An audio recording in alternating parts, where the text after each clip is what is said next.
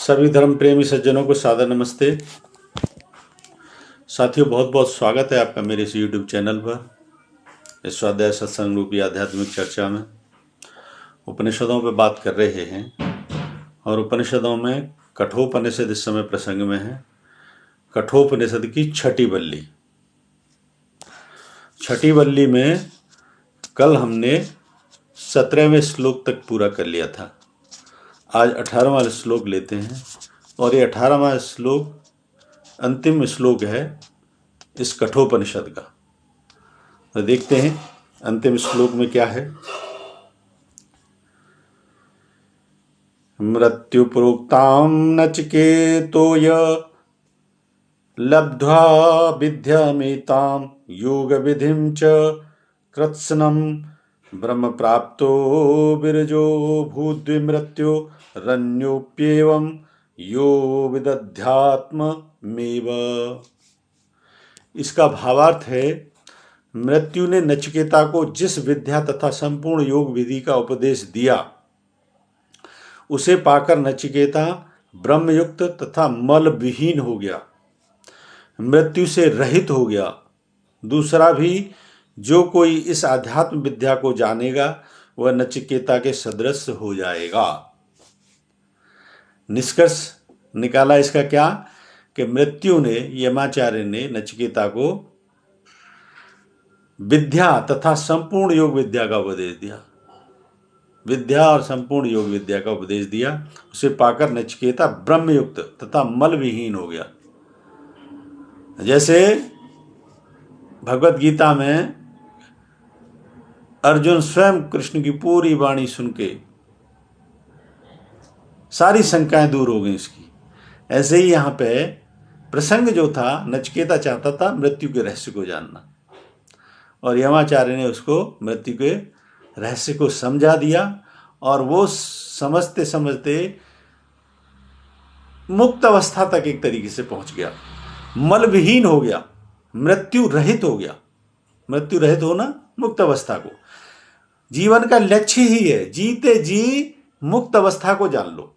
बाकी तो सारे प्रसंग हैं कहने के, क्योंकि मन की इतनी डायमेंशंस हैं कि मन की डायमेंशंस पे जब मैं अगर बोलना शुरू करूं तो अथाह सागर है मन। लेकिन उन डायमेंशंस को समेटते हुए क्या मुक्त अवस्था तक पहुंच गए जीवन के रहते रहते? असली लक्ष्य है उपनिषदों का, तो खासतौर पर लक्ष्य यही है। तो मृत्यु रहित हो गया। दूसरा भी जो कोई इस आध्यात्म विद्या को जानेगा और दूसरा कोई भी जो इस विद्या को जानेगा वह नचिकेता के सदृश हो जाएगा। निश्चित तौर पर मार्ग में हो गए तो बीच में की रुकावटें दूर हो जाएंगी। और मैं तो कहता हूं जीते जी ही लक्ष्य है जीवन के। जीते जी, ये कहते हैं ना कि स्वर्ग कह लो, अमृत कह लो, मुक्ति कह लो, मोक्ष कह लो, ये अवस्था जीते जी जानी जाती है। यही इसका सार है।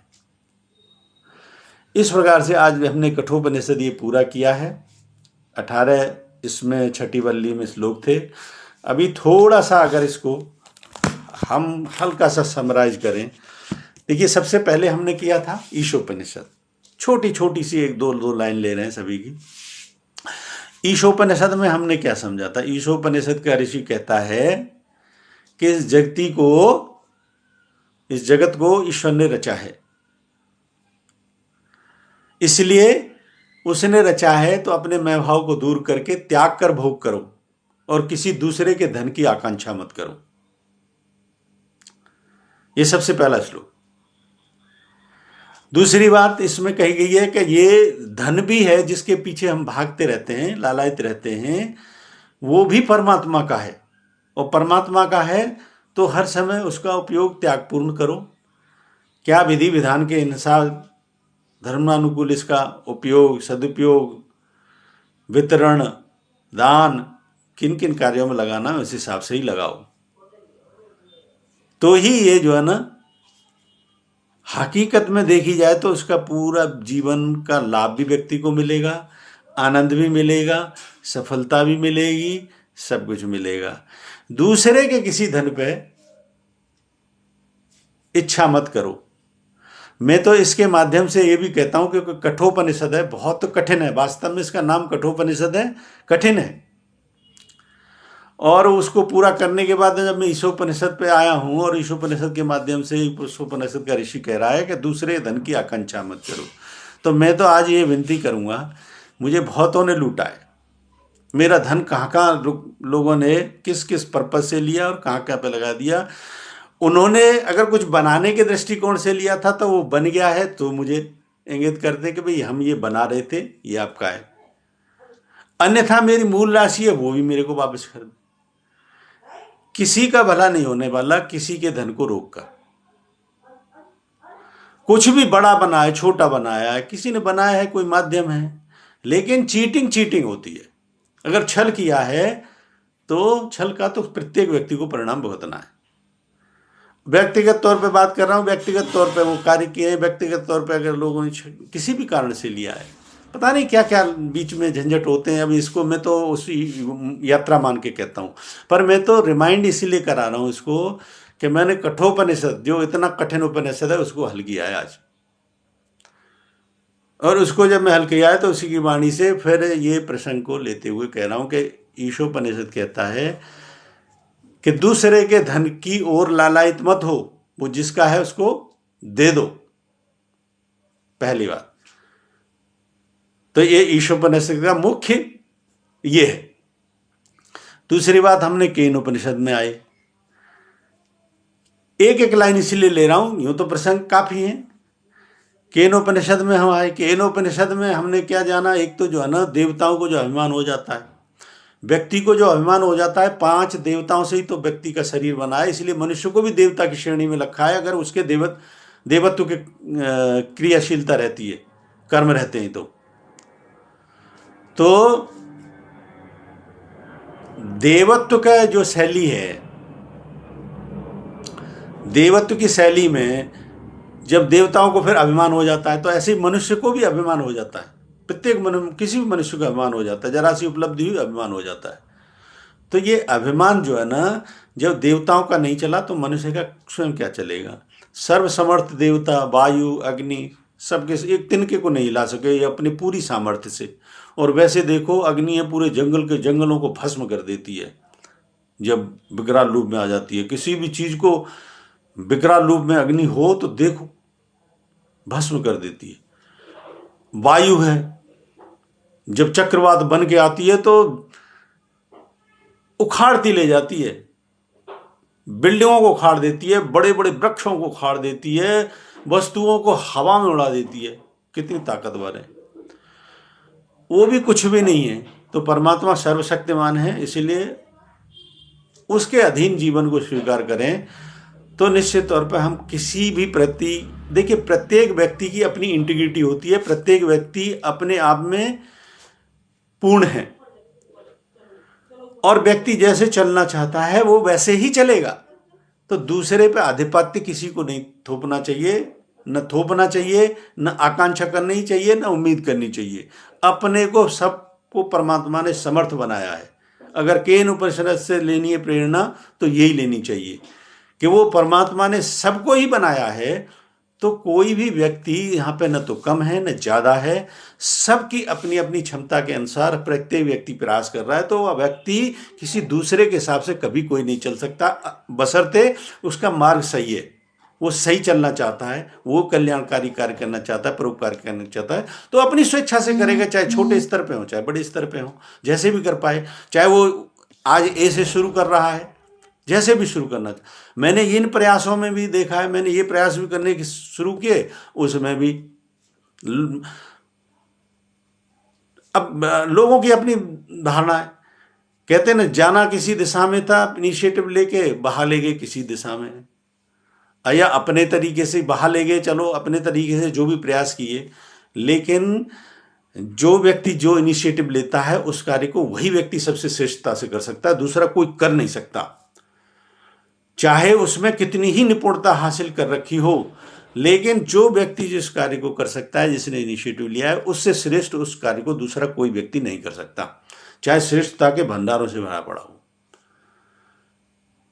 तो इसलिए मैं तो कहता हूं ये बनाने के भाव से भी अगर किसी ने, चाहे मैंने इनिशिएटिव लिया और कुछ बन गया है, तो ऐसे व्यक्तियों को भी उसी के पास में ही जाके बात करनी चाहिए कि ये इनिशिएटिव ऐसे ऐसे था और इसका परिणाम यहां पहुंच गया है, तो ही बात बनती है, वरना कुछ नहीं है।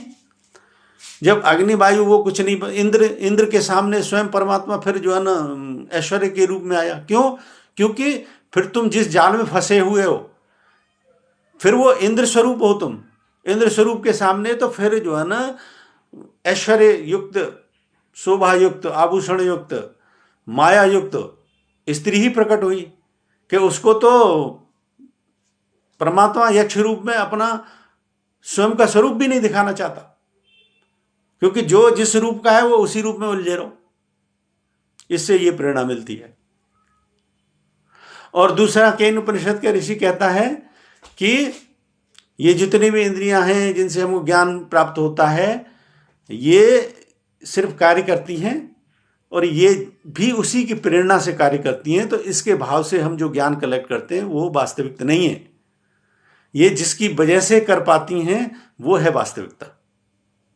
तो ये दो निष्कर्ष मूल रूप से केन उपनिषद के थे। अब कठोपनिषद पे आ जाते हैं। कठोपनिषद में तो ये कठिन उपनिषद, जैसे नाम से ही कठोपनिषद है, तो वास्तव में कठिन है, क्योंकि इस सबसे कठिन रहस्यों को यही सुलझाता है, मृत्यु के रहस्य को यही सुलझाता है। मृत्यु के रहस्य को ये सुलझाता है यमाचार्य और नचिकेता। एक जिज्ञासु है, एक मृत्यु स्वरूप है, उस रहस्य को सुलझाता है।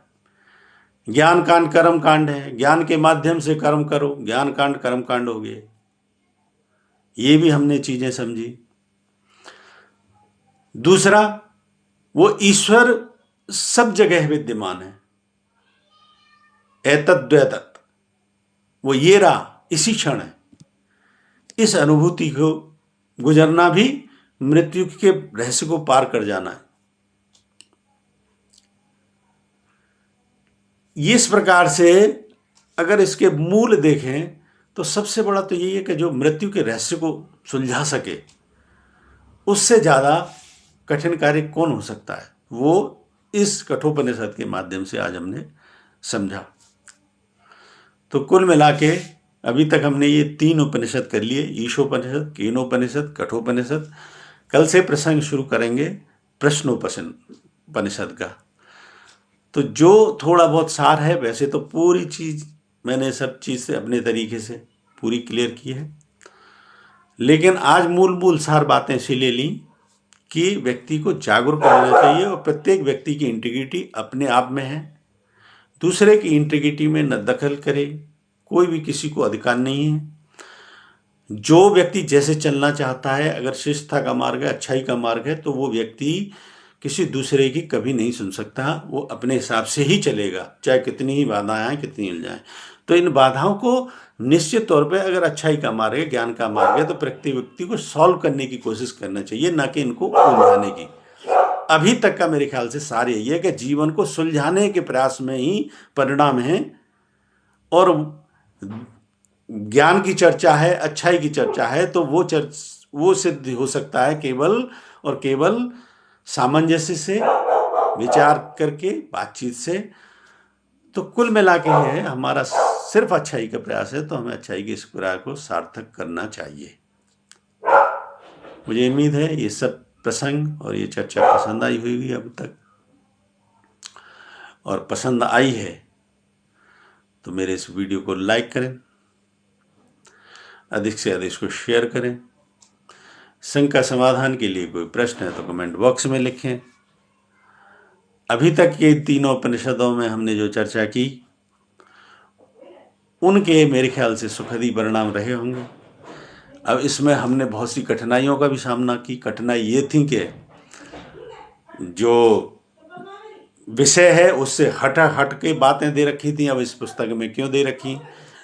लेकिन मैंने ये कहा था शुरुआत में ही कि मैं इसको अपने तरीके से ही हल करूँगा, क्योंकि मैंने अपने तरीके से मेरी जीवन की यात्रा की है। तो उन बातों को भी मैंने रख के प्रश्न को हल करने की कोशिश की है, और कल से हम प्रश्नोपनिषद शुरू करेंगे। मुझे उम्मीद है अब तक ये चर्चा पसंद आई होगी। पसंद आई तो वीडियो को लाइक करें, अधिक से अधिक इसको शेयर करें। शंका समाधान के लिए कोई प्रश्न है तो कमेंट बॉक्स में लिखें। बने रहें मेरे साथ। बने रहने के लिए बहुत बहुत धन्यवाद। इत्योम सब नमस्ते।